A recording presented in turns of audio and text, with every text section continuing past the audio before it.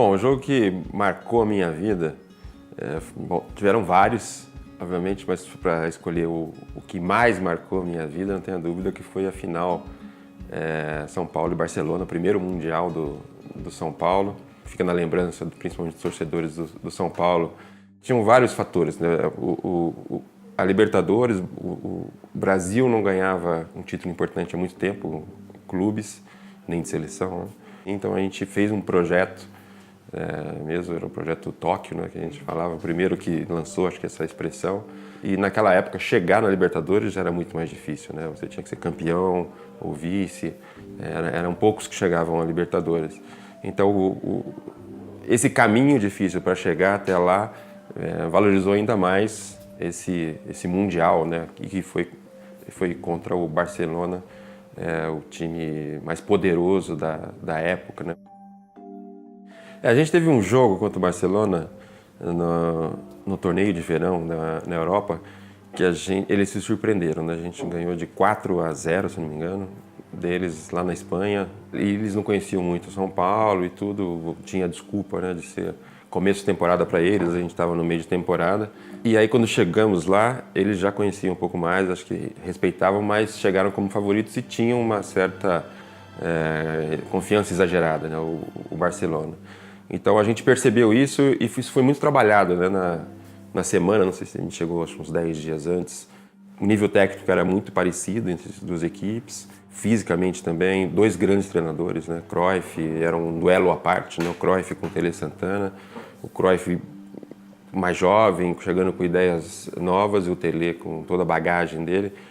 E aí nessa semana a gente estava tenso, né? Um pouco tenso, mas não nervoso, estava confiante e inconscientemente aquela equipe já era madura, né? Tinha jogador Zete, Ronaldão, tinha um jogadores maduro, o Teninho Cerezo, depois que chegou, né? Então a gente conseguiu fazer com que aquela ansiedade não se transformasse em algo negativo, muito pelo contrário. Isso foi bem trabalhado nos treinos, o Tele conversava muito com a gente e a gente, na entrada do jogo, assim, a gente chegou bastante confiante. Vivi essas duas coisas, né? A responsabilidade e a pressão, né, de ter que vencer, de ser uma oportunidade única, mas ao mesmo tempo aquele lado sonhador, né, de querer viver um sonho, na verdade é um sonho, né, você ser campeão do mundo jogando com o Barcelona, foi um dia e um jogo de sonho. Quando saiu o gol deles, teve um momento, alguns minutos foi muito cedo, né? Muito fora dos planos. Na verdade, assim, a confiança que eu tinha estava começando a duvidar, não que ia perder, mas que a gente ia ganhar nos 90 minutos, porque estava demorando muito, mesmo a gente jogando bem e controlado o jogo, mais ou menos. Mas logo a gente estava mais à vontade. Quando saiu o primeiro gol, aquela jogada linda do Milha, e eu estava me sentindo bastante, né, eu tinha feito 3 gols na final contra o Palmeiras alguns dias antes, né, tinha feito 2 temporadas lindas, então eu estava com muita confiança e muita iluminado, assim, que achava que poderia decidir o jogo. E aí quando saiu o primeiro gol, aí que veio essa certeza mesmo que eu poderia decidir o jogo ali, que era o meu momento, né? Que o momento do time, mas o meu momento também de ser decisivo numa partida tão importante. E entre esses 2 gols, né, que teve um pouquinho antes do gol, com aquela pequena desconfiança, e logo depois do primeiro gol, aí, óbvio, a gente tinha cuidado com o Barcelona, mas entre o primeiro e o segundo gol, a confiança era muito grande. E quando saiu aquela falta, eu sabia que era uma das últimas chances que a gente ia ter. E confesso, assim, quando me preparei para a falta, quando eu pensei em fazer gol, não tinha planejado nada de correr para o Tele Santana, não. A gente tinha treinado muito aquela falta, que não tinha dado muito certo durante a temporada, aquele tipo de jogada ensaiada, né? Tinha marcado outros gols, mas daquele jeito não. mas achei que ele cabia bem, né, na posição certinha para aquele tipo de jogada. Eu pego bem na bola e quando eu vejo a bola entrando, acho que foi a única vez que eu vi o Tele sorrir, né, num jogo. Eu me emociono e muita gente, né, se emociona ainda de ver a minha expressão correndo para ele. Quando a gente tomava a bola, a gente estava mais solto do que antes, né, quando estava no 1 a 1. E quando eu senti o time solto e eles também se abateram, né, porque sabiam que estava diante de um grande time, talvez melhor do que eles imaginavam. E aí eu senti que a gente começou a jogar mais solto, fazer algumas jogadas, e o Cafu, o Vitor voando, né? Aqueles moleques que não paravam de correr, eles deviam ficar tontos ali. Cada jogada dessa abalava ainda mais o Barcelona, que começou a perder forças e nos fazer acreditar que era nosso aquele título. Mas tinha uma coisa com o Cerezo, né? Que o Cerezo jogava no Sampdoria, que perdeu a final contra o Barcelona na Liga dos Campeões. E o Cerezo foi uma vingança. E ele, sim, ele deu uma provocada ali nos jogadores do Barcelona. Bom, na hora que acabou, cara, é uma das melhores sensações da vida, né? Porque tinham conquistado o mundo, batido o melhor time do mundo até então. Ninguém ia tirar mais aquilo da gente. A minha esposa, na época, pulou o gramado chorando, me abraçando. Meu irmão invadiu o campo, né? Foi uma invasão. E aí, quando você sente a emoção das pessoas que estão acompanhando, parece que isso amplifica ainda mais, porque é um êxtase total, né? Compartilhado com os jogadores, que era um ambiente maravilhoso também. Uma coisa engraçada foi que depois, depois do jogo, na noite do jogo, eu sonhei que estava marcando o terceiro gol, né? Que eu dormia e sonhei que estava marcando o terceiro gol.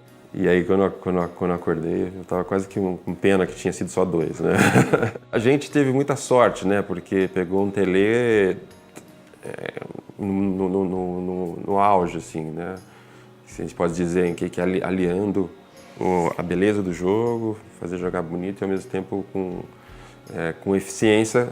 Acho que muito com o que aconteceu, né, nas derrotas dele. Acho que ele foi aprendendo a correr um pouco menos de risco, né? Mesmo que o jogo continuava sendo ofensivo, mas tinha um cuidado também na retomada da bola, na marcação. Mas ele estava assim, radiante, assim, uma felicidade incrível no jantar, estava a festa toda, assim, ele estava lá com os amigos dele, diretores e tudo, e parecia uma criança. Aquela corrida era um pouco que todo o Brasil, né, e uma boa parte do mundo, né, queria homenagear o Tele pelo que ele fez em 82, 86. Então era um presente para ele, né? Aí eu tive a cerimônia, né? Eu fui eleito o melhor jogador, então eu recebi o carro, tinha isso também naquela época, né? Aquele carro de melhor jogador em campo, tinha aquela chave e tal, que eu perdi também, né? Não tenho mais nada.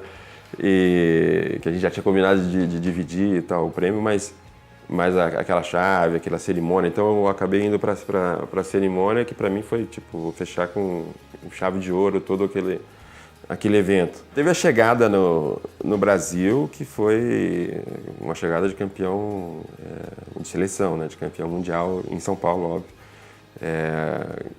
Com carro de bombeiro, a cidade parou e a gente se sentindo como heróis mesmo. Foi o auge de um ciclo, né, da minha carreira. Foi toda uma série de vitórias que, com o Mundial, me colocou num patamar de estrela mundial, assim, em 93, tanto é que em 93, quando eu chego no Paris Saint-Germain, chego como um dos melhores jogadores do mundo, um dos mais caros do mundo. Então foi aquele jogo que realmente selou, me colocou num estágio entre os melhores jogadores do mundo. E o que marcou muito foi a frase do Cruyff, né, depois do jogo, que disse, né, que se é para ser atropelado, melhor que seja por uma Ferrari, né? Então essa frase, o reconhecimento vinda dele, né, do Cruyff. Então a gente já tinha ganho o Barcelona de 4-0 na pré-temporada, ganho de 2-1, e ele dá essa declaração. Eu acho que ali a cara dos jogadores, né, do Barcelona quando acabou o jogo, de decepção, assim, realmente eles não esperavam. E claro que tem um prazer nisso, né, pra gente também. E esse reconhecimento do Cruyff não deixa nenhuma dúvida do que aquele time representou. Quando encontra com os companheiros, com o Ronaldão, Pintado, Zete, né, que encontram ainda bastante, Adilson, Miller, Palinha, não tem como. Quando a gente se encontra ou se olha, vem a lembrança e a gente já começa a falar e fica emocionado ainda, lembrando daquilo, da festa, da chegada aqui e de quanto foi custoso, mas o quanto foi gratificante, né, colocar um time naquele nível que a gente colocou. Isso é coisa para poucos.